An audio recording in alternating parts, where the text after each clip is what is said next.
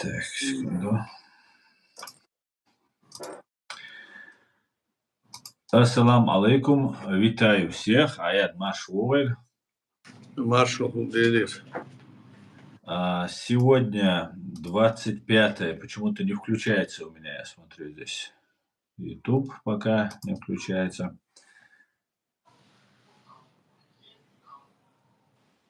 Сейчас подожду, перезагрузится, может. Все, включилось. Витаю всех. Ассаламу алейкум, друзья. Сегодня 25 апреля 2026 года, 19 часов 17 минут по Брюсселю. Из-за технических снова неполадок мы немножко опоздали, приносим свои извинения. 19 часов 17 минут, или уже 18 по Брюсселю, и, соответственно, 20 часов и 18 минут по городу Джохару. Угу. У нас сегодня 218-й стрим на платформе открытого диалога информационно-аналитического центра Президиума правительства Чеченской Республики Ичкерия. И всех, кто находится во временно оккупированной Ичкерии, пожалуйста, заботьтесь о вашей безопасности. С нами, как обычно, постоянный ведущий платформы, сопредседатель Президиума правительства Чеченской Республики Ичкерия Аят Идигов. И я, как обычно, передаю ему слово. Аят, вам слово. Добрый вечер, дорогие друзья. Всех приветствую. Мы снова будем здесь говорить о тех событиях, которые происходят в мире, то, что происходит в Украине, и о том, что вот прошло, мы уже вокруг даты 30-летия гибели Жохара идут дебаты. Только что мы участвовали в украинской конференции, где собрались многие люди. Татары там организовали конференцию его годовщине 30-летия. Тоже мы говорили много о чем. Об этом тоже мы, может быть, скажем коротко. Но о ситуации, которая сейчас складывается в мире, она достаточно, скажем, стабильная, хотя в то же время идут разговоры, а то вот сейчас будет там 3 крейсера, авианосца уже подошли поближе к Ирану, 15 тысяч вооруженных солдат, несколько сот самолетов. И вот Трамп грозит Ирану, чтобы они подписали то соглашение, которое он им предлагает. А Иран в это время никакие реакции больше нет, кроме этого самого утра. Вот эту передачу передают с Америки. То, что там происходит, это там внутренние дела у них, там тоже такие коллапсы, связанные с природными, скажем, ситуациями, там то ветер, то вьюгу, то еще что-нибудь, то где-то какие-то аварии. И параллельно они говорят все время про этот военный поход американских кораблей туда, вот с таким громадным оружием и столько вот солдат, которые пошли туда. И по ходу Трамп грозит им, вот давайте подписывать тот договор, который мы предлагаем вам. Те же, в свою очередь, молчат, пока нет никаких разговоров. Молчали, была информация о том, что, оказывается, их министр иностранных дел иранский, он приедет с ними навстречу, но пока ясности никакой нету. То есть вот так вот мускулами друг друга грозят, а Иран может ударить по ним, конечно, если они пойдут поближе. То есть напряженная ситуация, что будет и как, не знаю. Ситуация в самой Америке тоже, как видно, вот из-за сообщений, все более и более нестабильно. Сегодня и вчера, и позавчера рейтинг Трампа как будто бы падает до 37, 35, 6. Вот такие идут разговоры. И в то же время одновременно, значит, 90 с лишним миллиардов долларов, которые обещали европейцы, значит, американцам это уже решили передать. Россия и их там внутренние вот эти все деятели, политики, э, начиная от тех, кто там собирается за круглым столом у Соловьева, прям аж мечут, несутся, говорят, что вот теперь все им деньги дают, нам сняли санкции, а зачем нам санкции снимать, зачем им деньги дают. Вот интересная такая ситуация. Один из них даже выступил, этот Зюганов, лидер коммунистов, выступил и объявил прямо, что ситуация настолько плачевная, что бюджет там чуть ли не горит весь, ничего нету, и скоро может быть в России революция, как это было в 17 году прошлого века. Вот такая обстановка сейчас стоит, но в то же время украинцы готовятся, украинцы бьют в ответ, и их дроны, их сопротивление все более и более, значит, наращивается, и вероятнее всего то, что говорят русские, это не пройдет. Мы надеемся, что это так будет, и если вопрос стоит о том, чтобы, как они говорят, американцы, что необходимо как бы договориться с Украиной, так вот недовольство проявляет Трамп, говорят, так? Договориться с Украиной это что? Это отдать Крым, отдать восточные территории и не отдать какие-то территории, которые еще не успели захватить в Кремле, Кремль не успел захватить. Вот это что ли договор будет? Или что там будет? Пока вот этот вопрос как-то открытый стоит. По мне, это то, что, конечно, действительно вопрос должен стоять не только об этом. Может быть, это тактика сейчас, я так полагаю, после вот нашей встречи вот, с украинскими, скажем, блогерами, сейчас мы вели с ними там разговор. Может быть, это действительно есть какая-то, значит, здесь идея. Но, одним словом, вопрос стоит так открыто, и война, по крайней мере, не остановлена, война нагнетается. А что от этого будет иметь, скажем, остальные народы? Народы, скажем, которые входят в состав России, народы, которые оккупированы, территории, которые оккупированы. Что будет от того, если выиграет, скажем, Украина? Что будет, если проиграет Украина и пойдет на этот договор? Что будет? Вот об этом мы должны здесь тоже думать. И я вот думаю, что если на тех условиях, которые предлагает Трамп и, скажем, Путин, если даже не удовлетворить его требования, что вот он отдайте мне территории, даже на тех местах, где они сейчас стоят, на этих условиях, если они заключат какой-то мирный договор, считая, что эти территории, как, скажем, как это было Северная Корея, Южная Корея, или как это было Западный, Восточный Берлин, и в таком духе, и что по закону, по международному праву те территории будут все же, хоть и оккупированы, но считаться как бы русскими, то это может быть рассматривать Россия, это может рассматривать как победа России, Путина. И Путин потом будет готовиться снова идти на Украину, чтобы захватить ее. Вопрос стоит в том, что необходимо эту, в общем, гидру, которая влезла на территорию Украины, чтобы совсем от нее избавиться, полностью не пяди земли, скажем, украинской, и изгнать их с этой территории. Тогда это будет победа украинского народа, это будет наша общая победа, и тогда именно только создастся условия того, что мы думаем, все условия того, что Россия может изнутри расшататься. Вот на это надеется, вот я скажу, мы разговаривали вот час назад с нашими украинскими друзьями, которые проводили эту конференцию. И там было видно, что они настроены решительно, украинцы. Хотя я им предлагал и говорил, что надо, конечно, несмотря на это, потому что ни Запад, ни ни сам Трамп, ни Европа не желают развала России. Этого не желает и Китай на самом-то деле. Еще 5-6 тысяч атомных боеголовок или водородных бомб.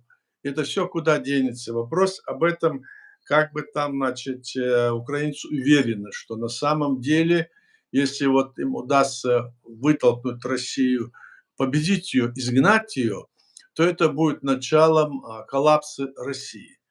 Поэтому я тоже думаю, что это так и будет, но мы можем только думать о том, что это будет, и в то же время одновременно работать над тем, не разговорами, там вот мы ее развалим, мы это сделаем, а тем, что надо готовиться, чтобы с правовой точки зрения эти территории, которые захвачены были в 92 году незаконно, незаконно захвачены были нынешней властью нынешней России, то есть я имею в виду тогда бывшие территории, которые вышли из Советского Союза как государство, но которым не дали решить вопрос, обратиться в государственную структуру, чтобы они всю атрибутику приняли и приняли решение, какими они государствами будут. Войдут ли они в состав какого-нибудь государства, будут ли они в составе, значит,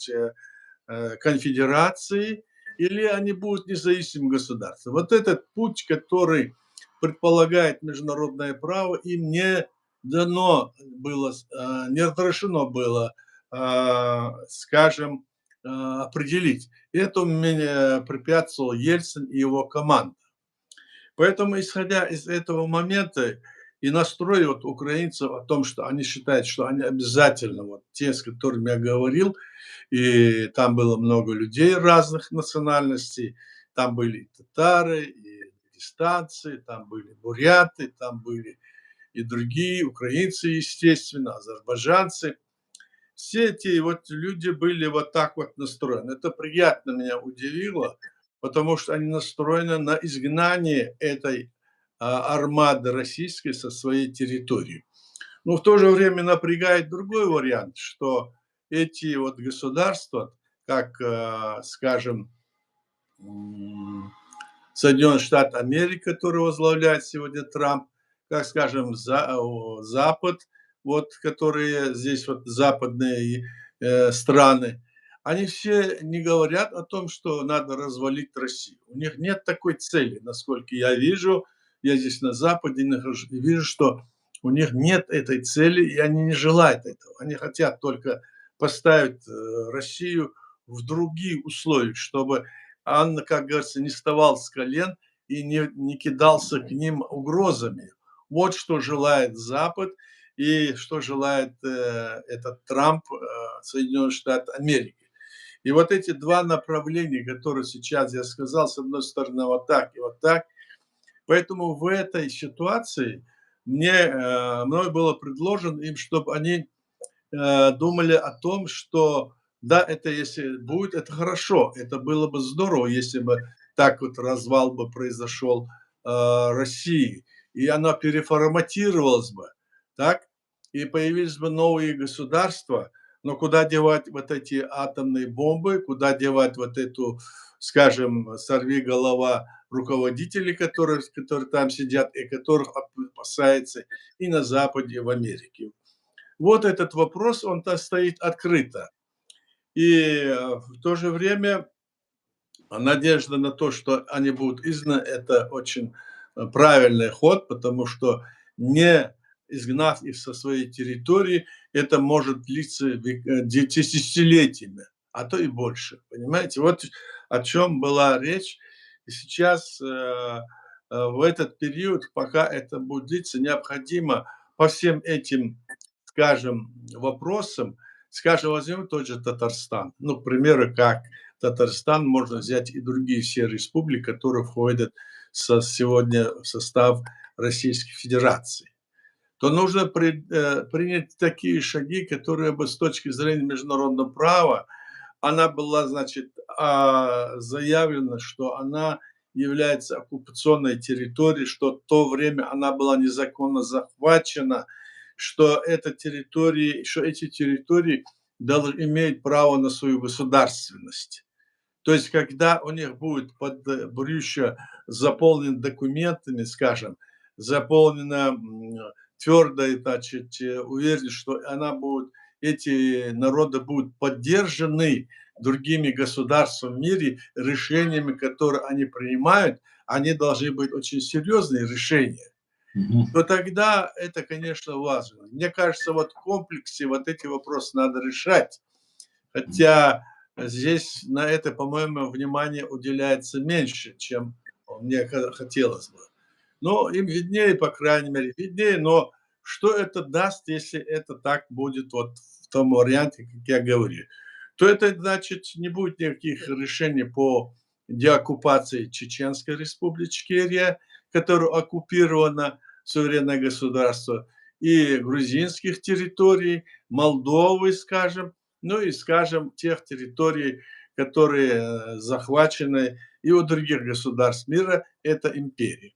То есть вот такое двойное такое мнение, которое желание, чтобы оно было, допустим, реализовано, и над этим работая, в то же время подводить основу для его решения, когда это, значит, совершится. Вот что я думал по этому поводу.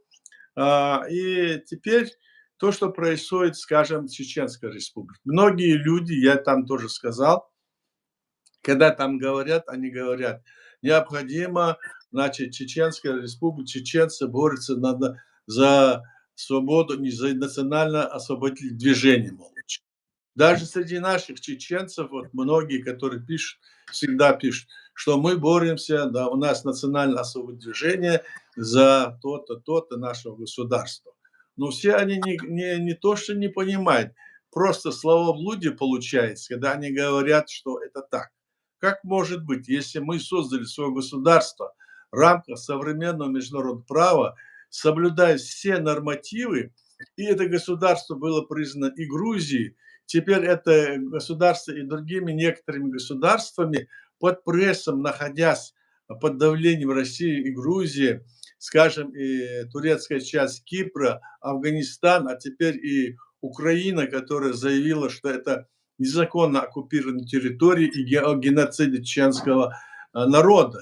Если это есть и говорит о том, что чеченское государство, что мы боремся за национальное освободительное движение, это неверно.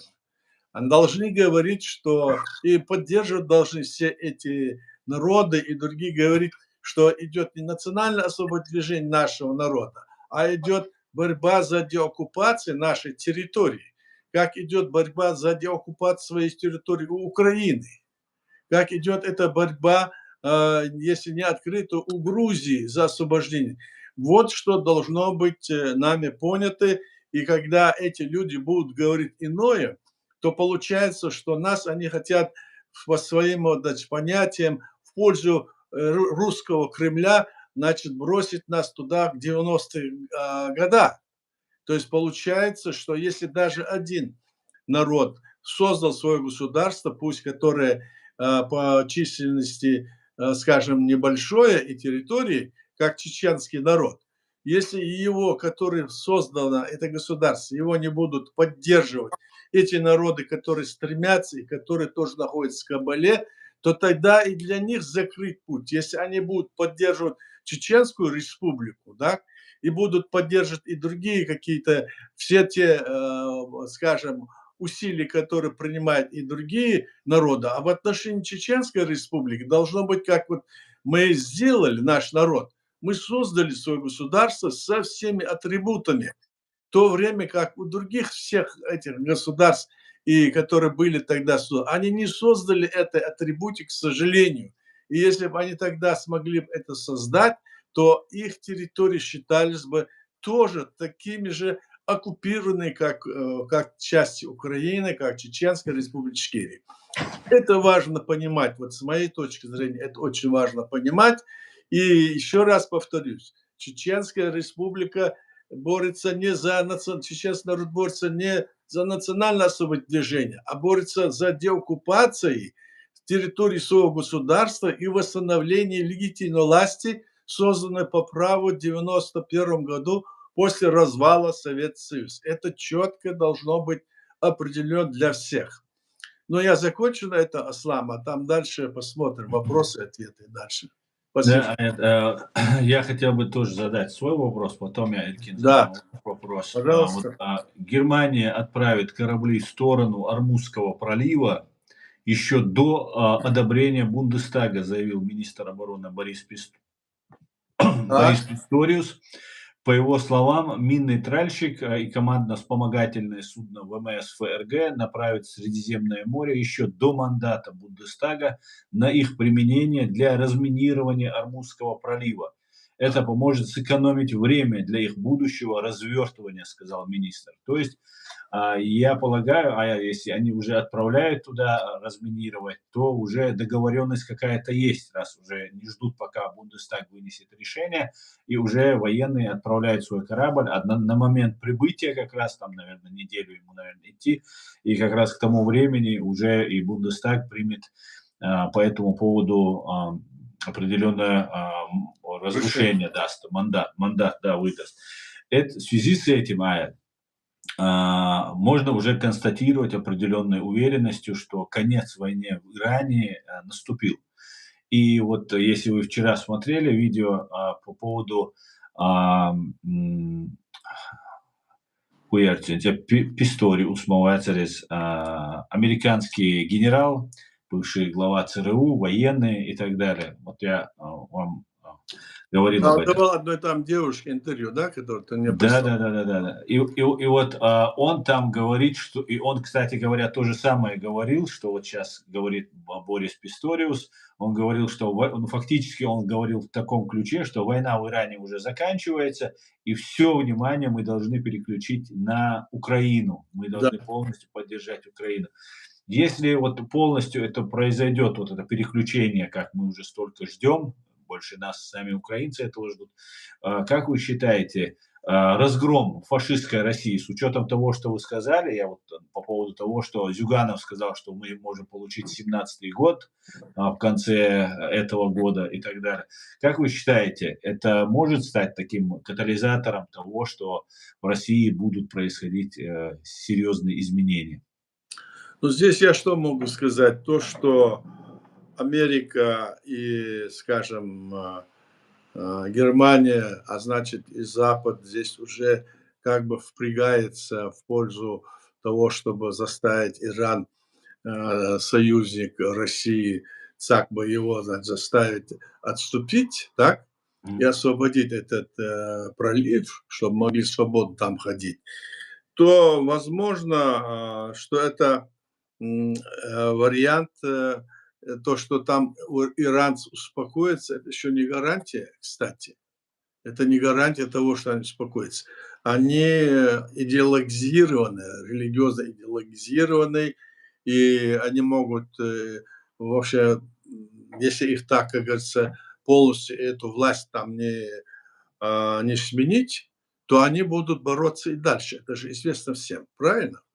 Раз это известно, если они будут повержены, и туда придет новая власть, которая будет сменена, скажем, на принципы демократии или на какие-то другие принципы, которые не являются вот такими идеологизированными или религиозными, тогда да.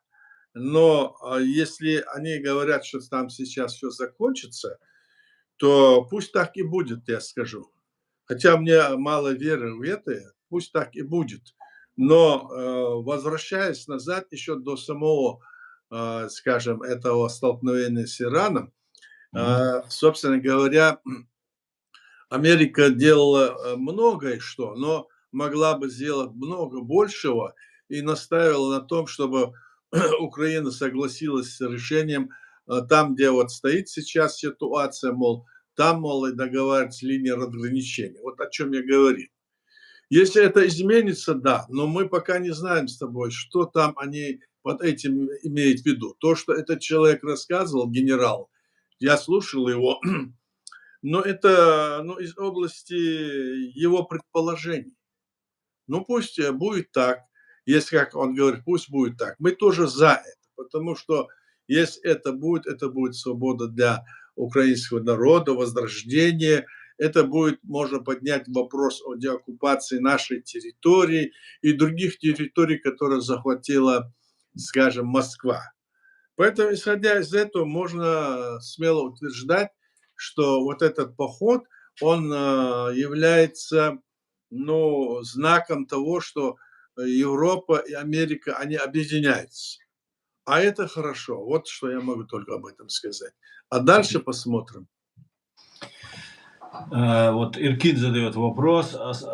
Так, после распада СССР, почему все 15 государств не поддержали Чеченскую республику Ичкерия, ну, кроме там Украины и Грузии? Значит, остальные, в том числе Казахстан, боялись что-то говорить в эти годы, так как были слабые.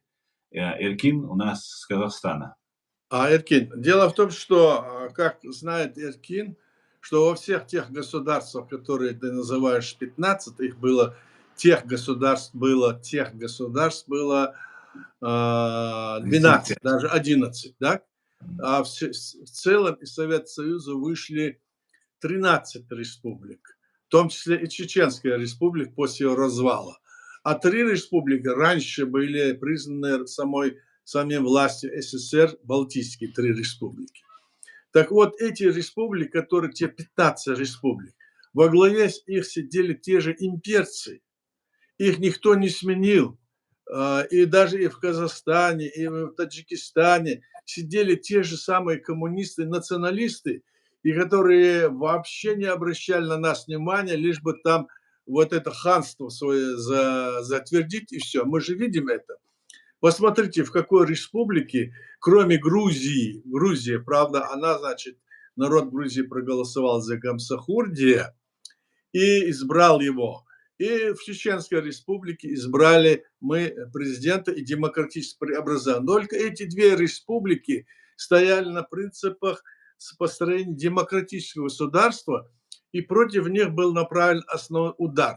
А все остальные республики были втянуты в это СНГ, и во главе них сидели все те же коммунистические деятели, которые были еще назначены Советским Союзом. Вот в этом причина была. И отношения делать, переходить на те принципы, которые мы заявляли в нашей Конституции, нашей декларации, или тем, что заявлял президент Гамсахурди, для них это было чуждо. Эркин. Вот поэтому. Ну, вот Иркин считает, что Назарбаев, он не сказал бы, что он был явно пророссийским. Вы с этим согласны? Нет, может быть, он не был пророссийским, никто из них пророссийский не был. Они были все про себя, про ханство свое, чтобы во главе сидеть. Вот кто они были. Это такие же, как и Ельцин, маленькие, поменьше, побольше. Все они такие были. И в Украине такой же был, там сидел раньше. Мы же знаем это. Поэтому здесь говорить, мы должны четко и ясно понимать, что это было. Вот в этом-то вся причина была. Если бы они хотели, говорили, что мы создаем, Ельцин говорил, вот мы там создаем демократию, мы то все, мы разводимся. Никакой там демократии не было. Что это, Лукашенко сидит уже 30 лет, там, а то и больше. Эти остальные сидят по 20, по 30 лет. До сих пор сидят эти диктаторы во всех республиках бывшего Советского Союза. То есть то, что хотел сделать, скажем, Горбачев, там демократия, свобода, как там было, гласность, демократия, независимость, такая вот была, лозунг у него был. Так вот, это было как раз-то связано с тем, что он хотел переформатировать всю страну. А здесь они развалились, и получилось вот такие вот небольшие государства, большие или небольшие государства, которые хотели свое ханство закрепить. Но некоторым из них это удалось, а некоторым не удается. Они сейчас вот с тех пор борются и до сих пор сидят. Вот скажите, разве в Казахстане народ избирал этих людей? Фактически народ избирал Назарбаев или вот следующего.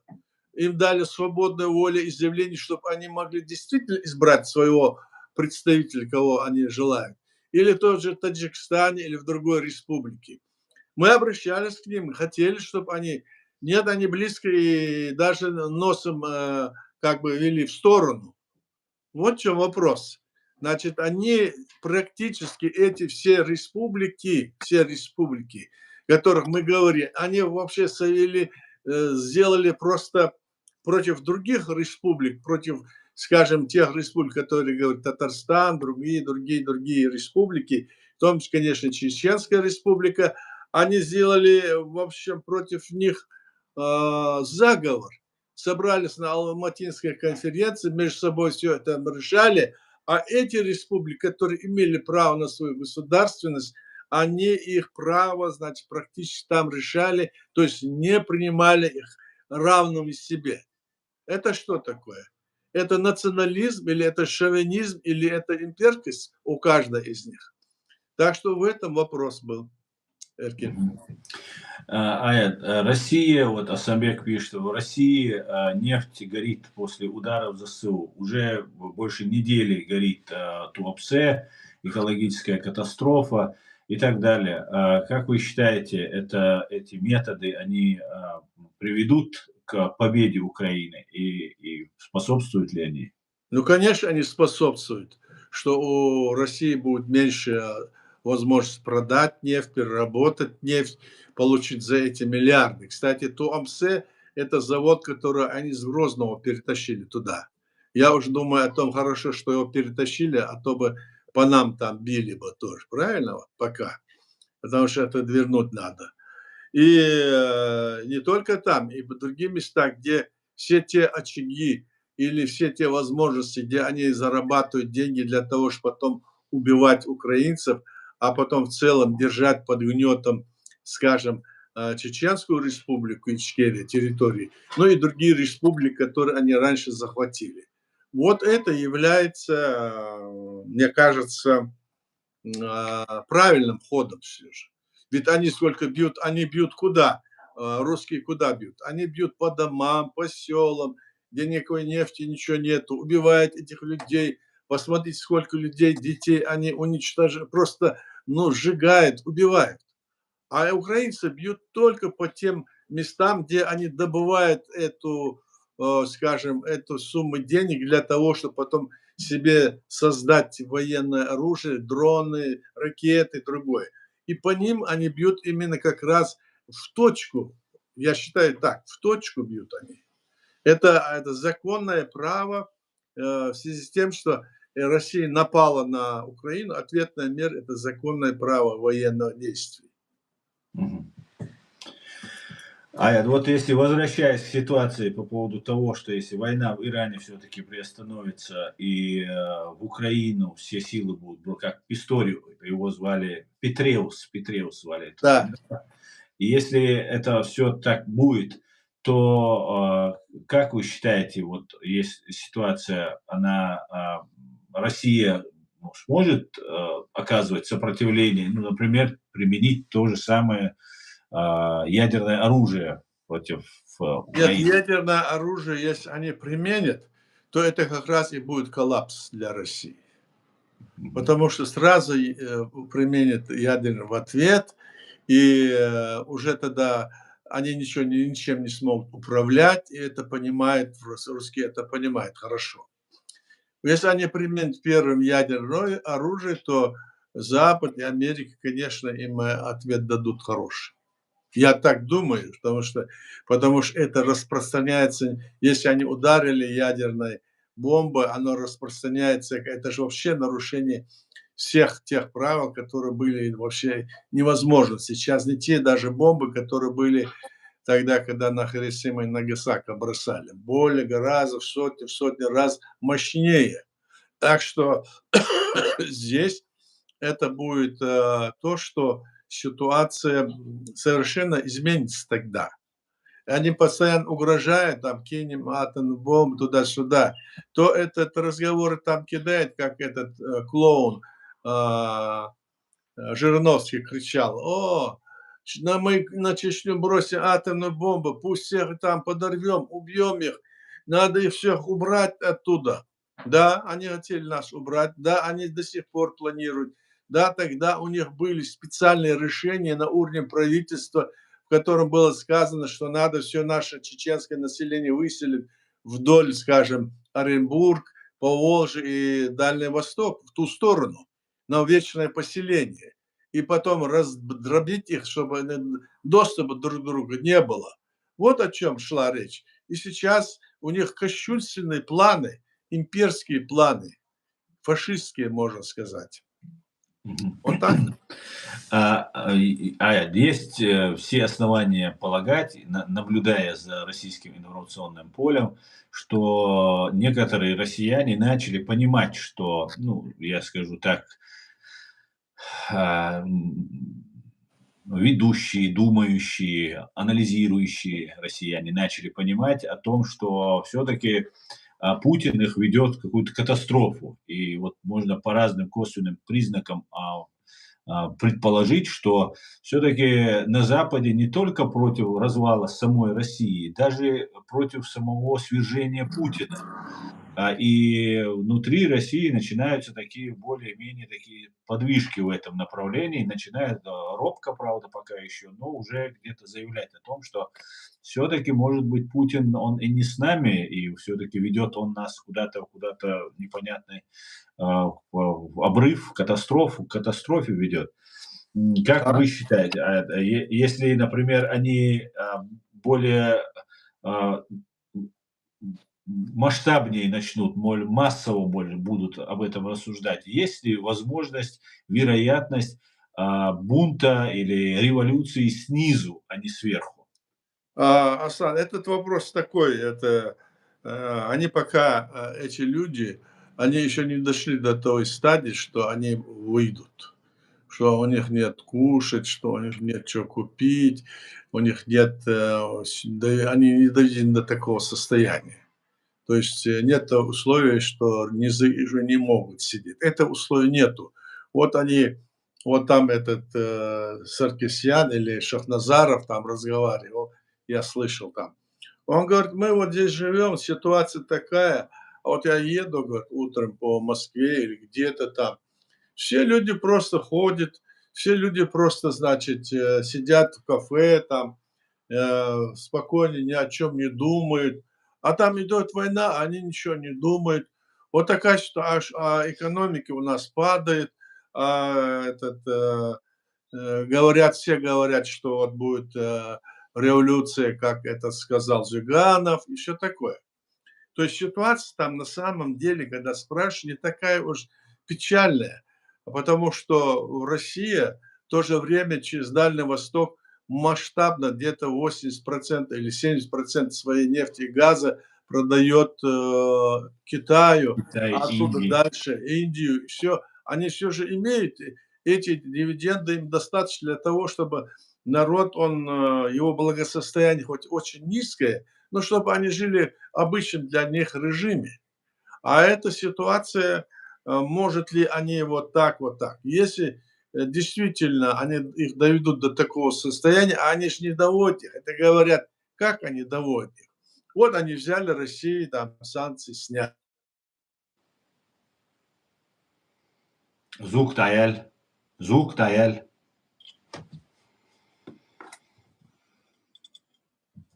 Эревали Чувана Аяль. Все. Там Салман звонит, возьми телефон. Все, Так что, Решона. Тебя слышно. Слышно слышите тебя, меня, только да? не видно. Не видно уже? Слышно, но не видно, да. Ну, да, что такое. А сейчас? Нет, я тебя удалю, опять зайди. Давай. Друзья, еще 20 минут, у вас уникальная возможность. Пишите, задавайте вопросы, друзья.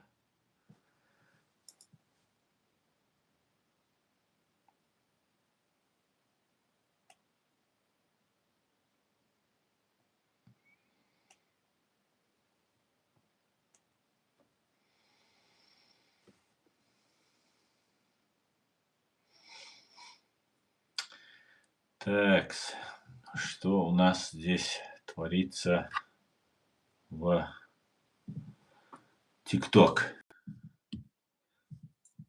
Так. Хорошо. Да, ну вот О чем мы говорили, еще раз повтори его, какого? Ну, мы говорили о том, Почему что почему они не поднимаются из свергнут не несвергнутых. свергнут это? Вот я сказал, потому что у них условия есть, так? Они же не привыкли шиковать. В целом все население не привыкло шиковать. Им там Да. выпить, закусить, там то все сюда. Вот они так привыкли все. Это в Мгм. Москве, там, Ленинграде, каких-то больших городах относительно. И то не все. И то какая-то куча там людей только, а остальные так вот. Вот по разговорам, которые ты слышишь там вроде бы все нормально. Вот война до них не доходит, и на войну идут те, которым платят миллионы. Понимаешь? То есть они как на работу уходят.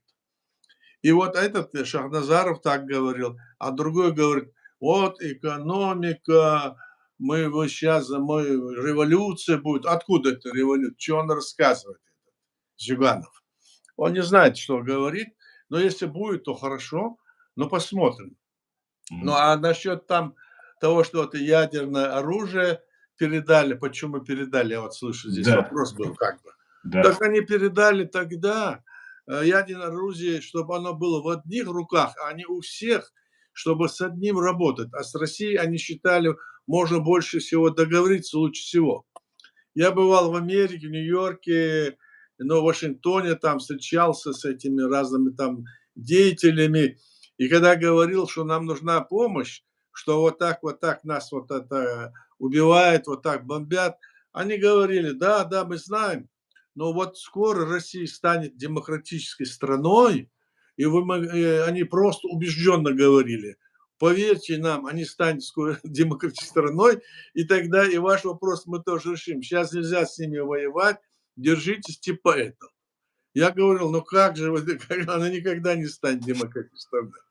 Поэтому они думали, что передав это атомное оружие в одни руки, чтобы они не были там в 5-6 местах, чтобы со всеми, а с одной России. А вот эта Россия взяла вот так вот, сейчас себя вот так ведет. Из-за этого атомное оружие, кстати, тоже в большей степени. Если бы у них этого атомного оружия не было бы, то сегодня бы они себя так не вели бы совершенно. Понятно же это все? И по отношению к ним именно из-за М, этого вот такое. Вот такая ситуация. вот, у меня всегда вот, когда вот такая конструкция возникает с передачей этого оружия, всегда возникает какая-то, замыкание в голове происходит. Я не могу понять, если Советский Союз, на протяжении десятилетий угрожал Соединенным Штатам, и это Соединенные Штаты боялись, строили бункеры, да, там, "Звездные войны" программу разрабатывали, ну, просто весь Запад был настроен против Советского Союза. И Но тут какой-то там пьяница приезжает, в Вашингтон и говорит: "Господи, благослови Америку". И вот как раз они я это хотел сказать. и Они они подумали, все это наш власть. не, и вот в том-то и дело. И они передают не только не забирают у России, они еще украинское, это, по-моему, Да, да, да. третий по Они все размеру, собирают, отдают и России всё. отдают. Да, Ну, значит, мы знаем, какие американцы практичные. Это насколько они должны быть уверены, что они у них в кармане, если они передают, хорошо, но если они уверены, они практичны, их практичность себе налицо теперь. Где их практичность? Вот я тебе говорю, я там Бжезинский, там еще другие людьми встречался там, говорили, ну, разные разговоры вели. Они были настолько уверены, что она станет демократической страной. Как она может? Никогда не станет. Не-не-не, вы не знаете. Будет.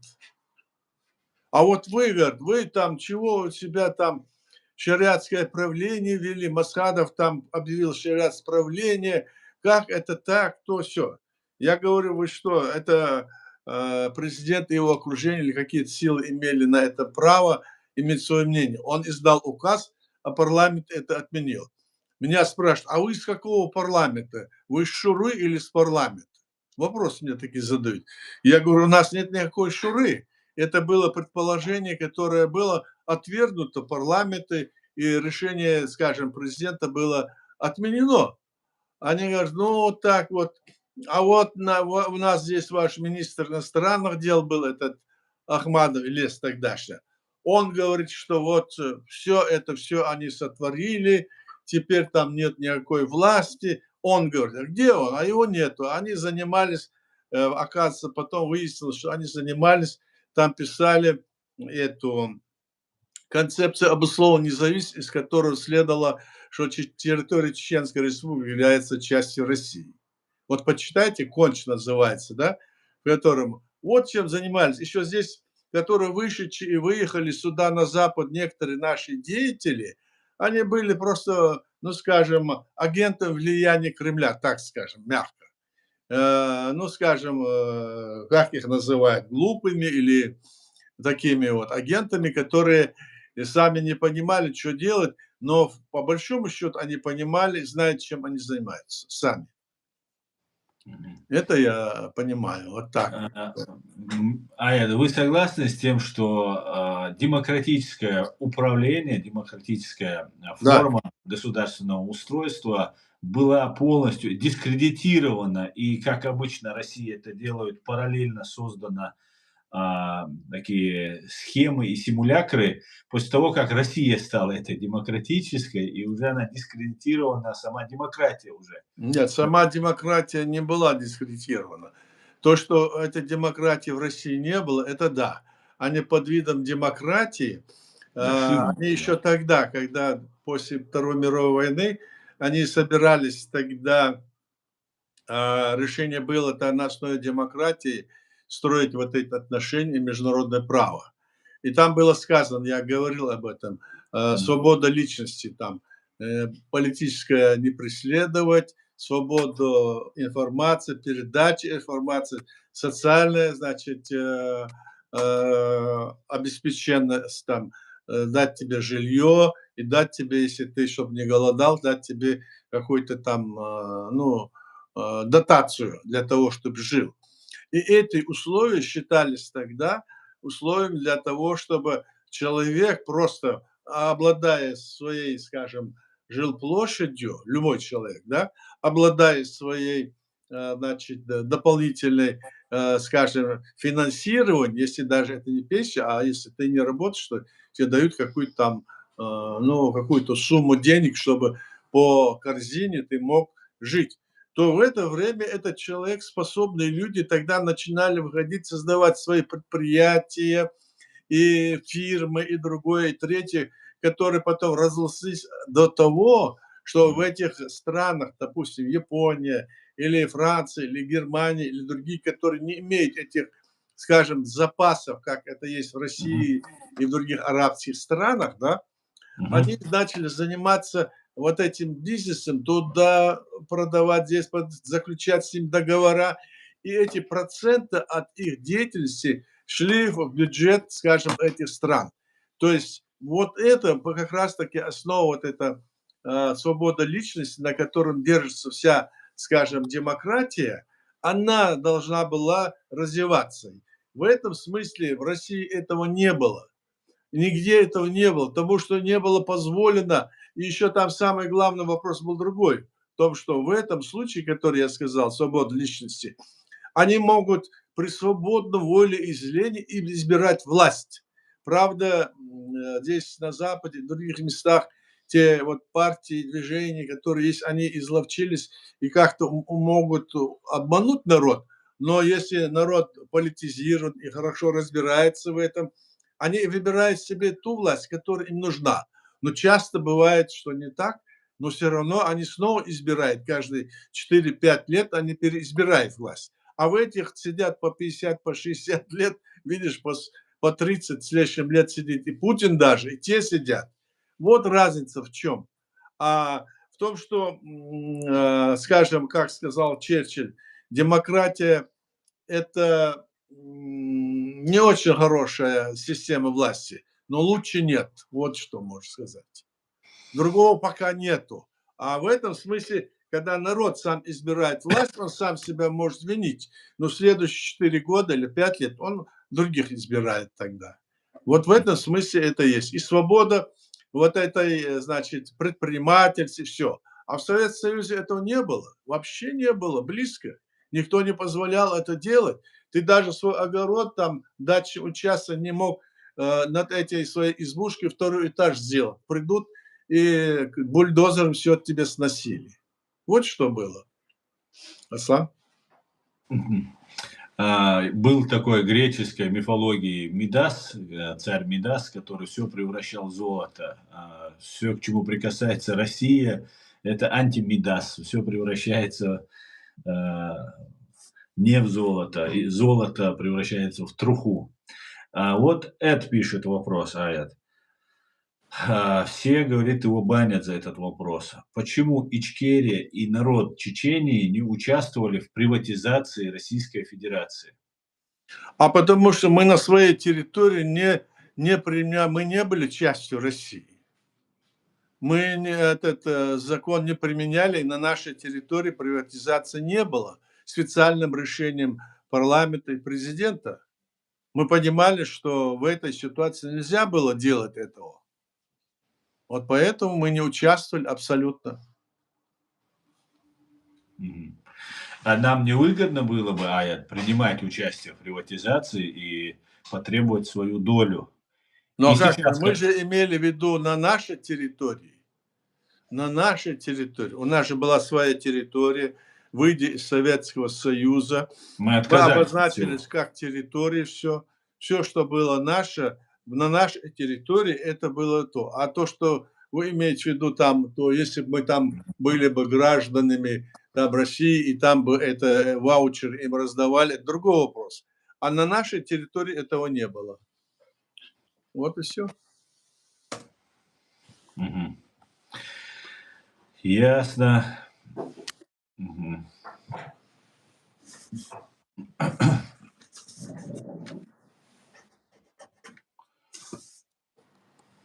Так, Так, сколько мы уже говорим с тобой, Аслан? мы 51 минуту, Аят. Ну, давай дальше. Есть вопросы? Аят, как вы думаете, почему многие меня банят за этот вопрос, говорит Эд? Какой вопрос? За то, За что тот по вопрос приватизацию. по Приватизация. приватизации, да? Я Да-да. же объяснил, потому что они считают, что те, кто банят его, они считают, что Чеченская республика это была частью России. Это такой, знаете, русофобский, имперский вопрос. Все, кто это банит вас, скорее всего, имперцы. Я так думаю.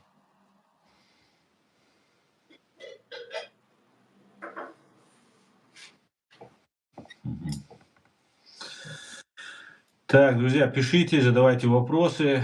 В принципе, Аят, мы уже почти час в эфире. Я предлагаю, если нет вопросов, закончить наш сегодняшний стрим.